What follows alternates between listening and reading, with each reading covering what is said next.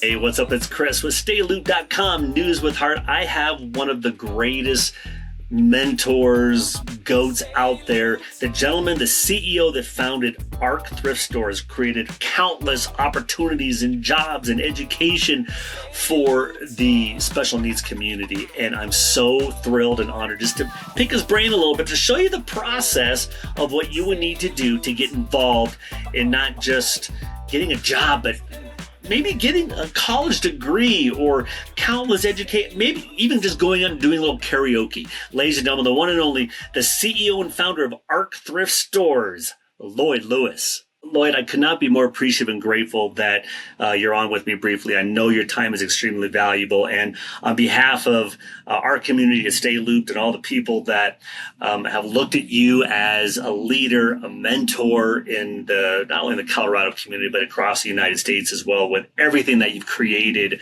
on behalf of ARC, we are just so grateful to be able to the opportunity just to talk to you. So here's the thing about ARC. I personally have been involved in a couple of the ARC galas that have happened in September. And I'm telling you, it is an amazing experience to see the passion and the soul of so many people involved in the fact that Lloyd, with his vision, with your vision, have created so many amazing opportunities. And you can absolutely go on to Lloyd's story, go to lloydlewis.net, .net, right? And we will post it in our comments. But Lloyd, maybe just from your mouth, explain to our audience a little bit of the vision of why this was so important to you. Yeah, I had a traditional career prior to ARC and a financial career. And in 2003, I had a little boy born, whose name is Kennedy, who has Down syndrome. That changed my entire world. I became very passionate about trying to create a better world for people like my son, and for my son in particular. Initially, scientific research advocacy that led to the creation of the world's largest Down syndrome research facility at Anschutz campus. And then I was recruited to the Arc Thrift Stores, where I thought I could take my business skills and help create funding for programs that would help people like my son. So for me, it's been a very personal thing, a passion, and my son is amazing, and people with disabilities are amazing people, and I feel honored to be part of this, and to me it's magical.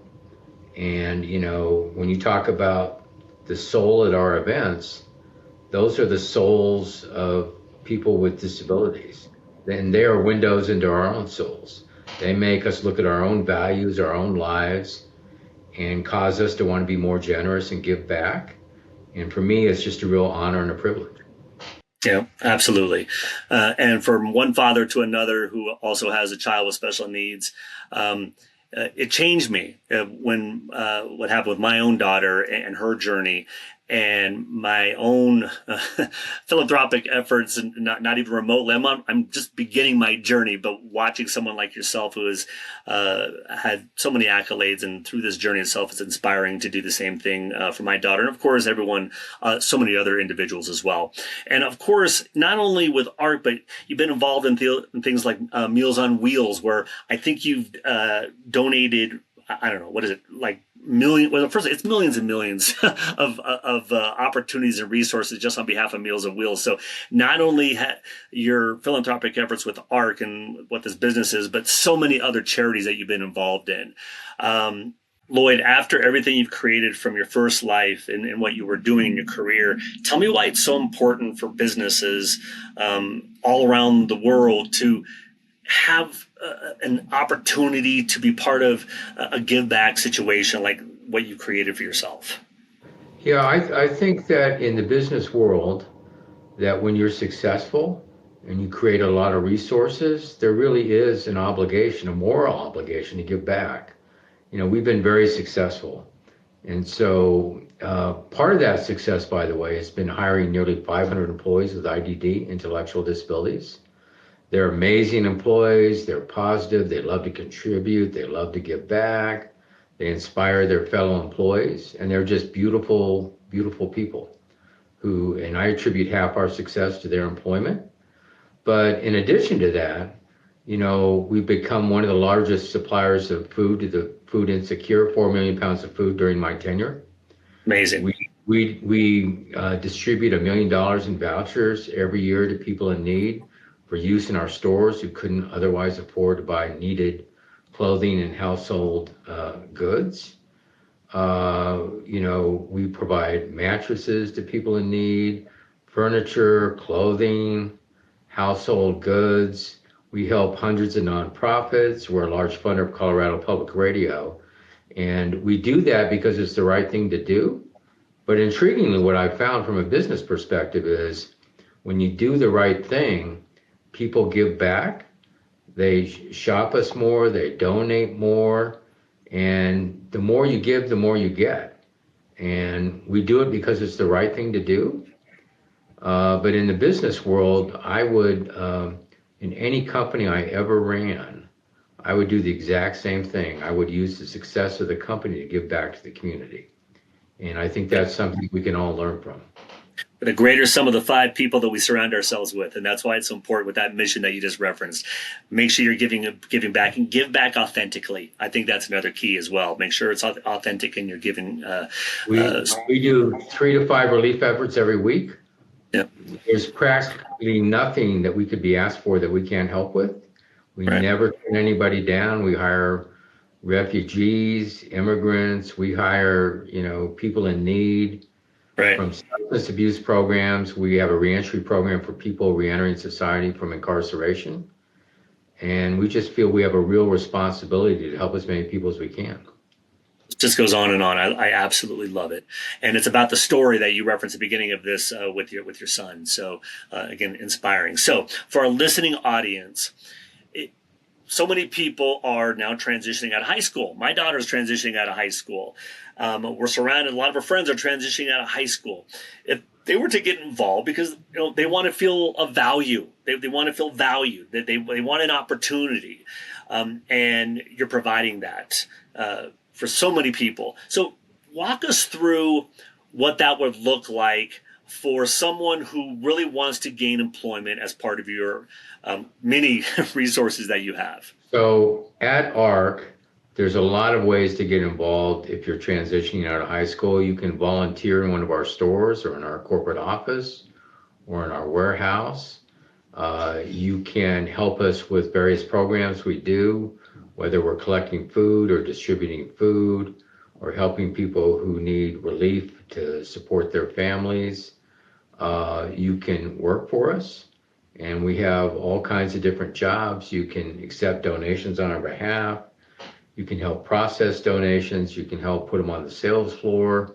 You can help keep our sales floors clean, our fitting rooms clean. You can take old product off the sales floor when it's no longer sellable. Cashiering. There's just so many ways that you can get involved with our company and find purpose and meaning. We also have an educational program we call Arc University, and all are welcome to attend. It's a series of 12 post-secondary style classes in money and computers and pet care and transportation, typically at the Link Rec Center in Lakewood.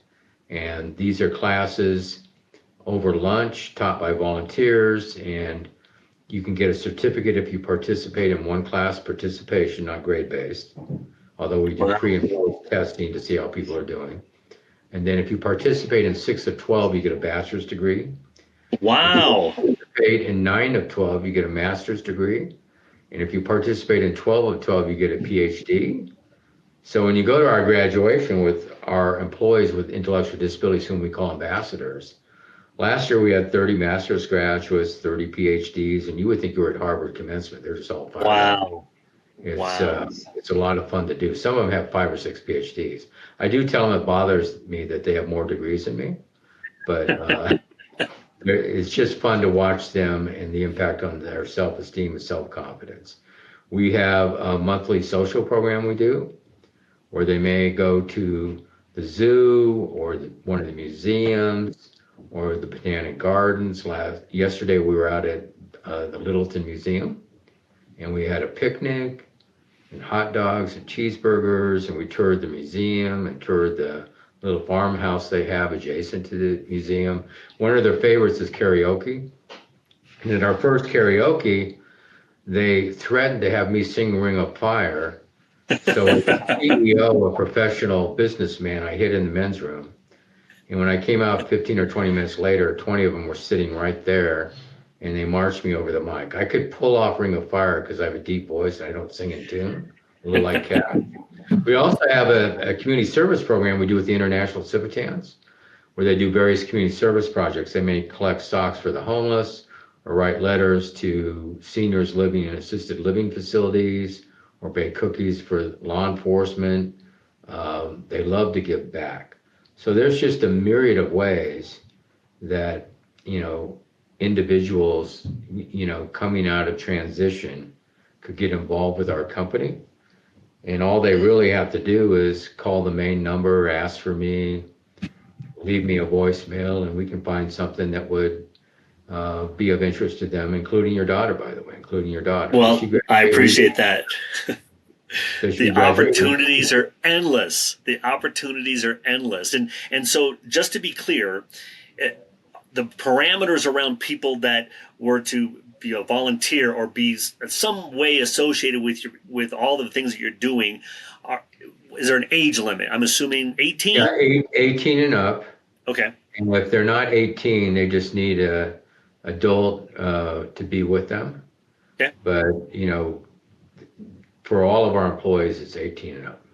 Got it. Okay. And what about physical, any physical restrictions or guidelines or neurological, anything like that? No physical restrictions or guidelines. Okay. Very good. That is amazing news. We don't provide job coaches, right, but typically those are provided by the community service boards or DVR, Department of Voc Rehab. Right. So it just depends. If they need a job coach, they would need to make that arrangement with their family. Got it. But otherwise, not all of our ambassadors need job coaches. Some do. But, no physical restrictions, 18 and up. And we typically find something that, one, they have an interest in, two, something they can do. And they make remarkable employees, remarkable. It's absolutely amazing. So Lloyd is also you're a professional speaker as well. Is this the platform that you speak upon as well in terms of the give back? I talk a lot about IDD employment. Yep. And I've done some national speaking engagements, certainly some in Colorado. Yep. Recently at my graduate business school in Chicago, the University of Chicago, and I spoke to a social enterprise institute group of students talking about what ARC does and how we do it.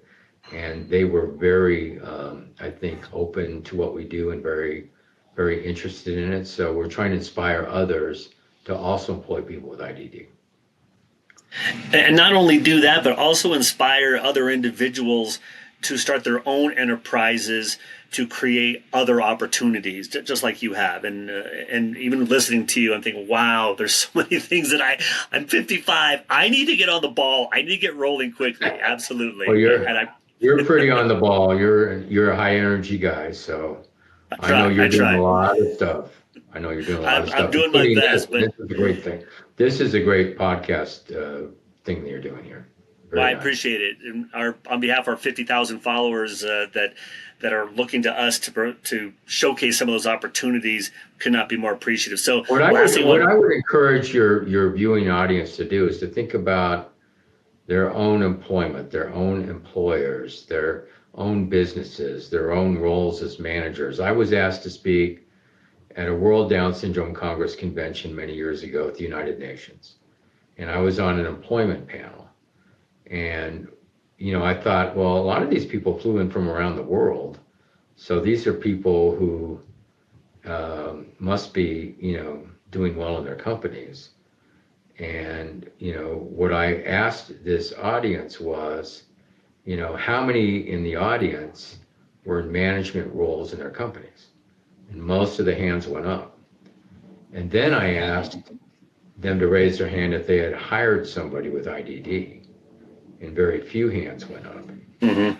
1 out of 10 families have a personal connection, And a lot of those families have people in management roles in their own companies. And I would just encourage everyone who has the ability to do so to really think through hiring one or two to start individuals with IDD. There's always a role in any company that someone with IDD can do. You just have to be a little creative sometimes. But, sometimes we think it's too hard to do it or too complicated or whatever. But what I've found is they love to work, they love to contribute, they're very positive, they're willing to help out in any way they can. And I But would how about encourage. the impact, though, Lloyd? How about the impact that it provides for the? We know the impact that it provides for that potential employee, but how about the impact that it provides for the company that is taking that opportunity on? Describe Well, that for me. I'll say it this way. I became CEO of Arc Thrift in year 37, and I attribute half our tremendous success to employing people with IDD because they inspire their fellow employees. Mm-hmm. We have increased profits of the company by nearly tenfold. We've quadrupled revenue. We have never been more successful. We're now one of the most successful companies in Colorado. We did an economic impact study with DU MBA students a number of years ago. My company's now had a $3.5 billion economic impact on this state, Yep. doing well over 100 million revenue. And we funded $150 million for advocacy programs in this state. Over the next 20 years, it'll be 300 to 400 million. And we've just taken off like a rocket, like a Google, since we put in this employment program for people with IDD. And I believe it's because they're very inspirational. Yeah, it's the stories. It's 100% the stories that, especially in the world of post-COVID, even more so, they want to hear the stories that change people's lives. And your mission is all about that. And the fact that you are one of the most successful companies in Colorado is, I know, a tribute to yourself, obviously, but a tribute to all the people that you employ that have embraced what that vision is and what your mission is that you've worked so hard to create. We have an employee with Down syndrome who brings in his bowling score every week and announces it over the PA system, and all the customers and employees applaud. I love that. We have another lady with cerebral palsy in a wheelchair who told my CEO group she was gunning for my job because she'd throw better parties. And when I invited her bowling night, she said she was throwing me under the short bus. They're just a lot of fun. They're very inspirational, and any company would have the same kind of overall impact that mine has had if they, I met at this World Congress thing I described.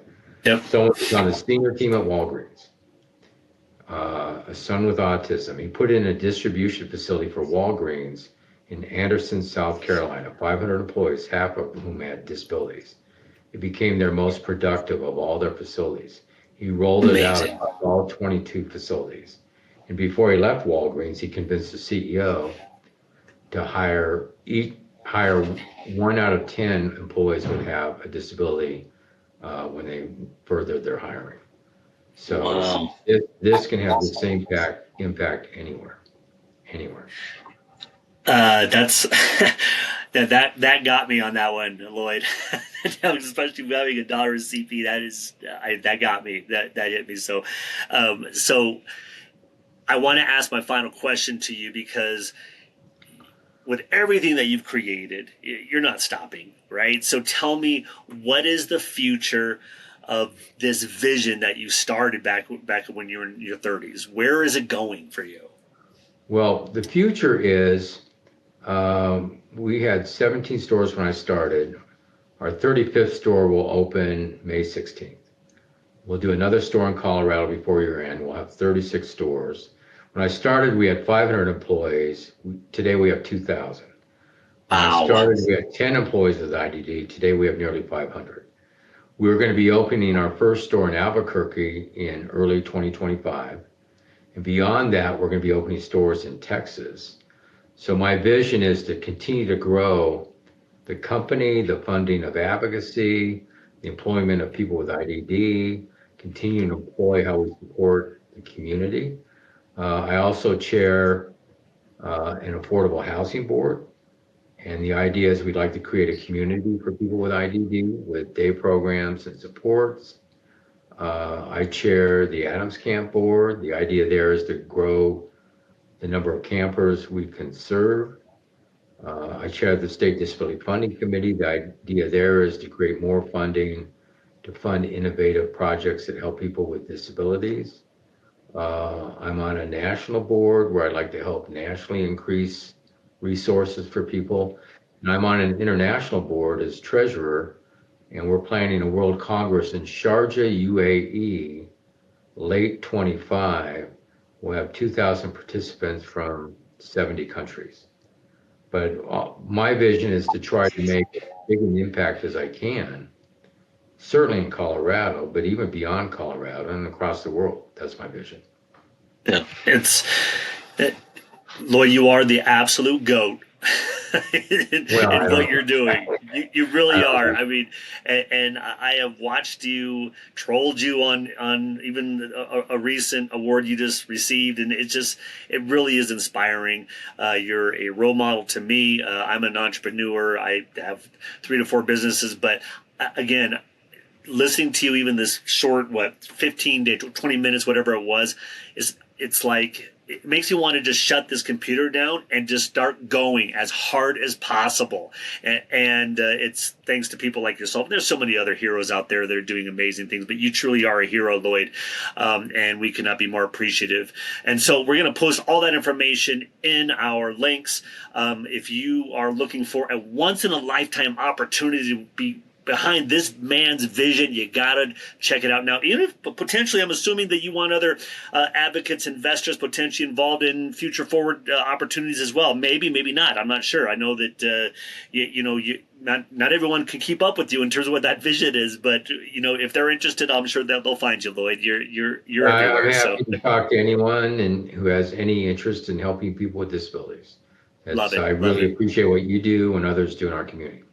Love it. Again, check them out, lloydlewis.net. We're going to post everything else out there. I'm Chris with StayLooped.com, News with Heart. Thank you.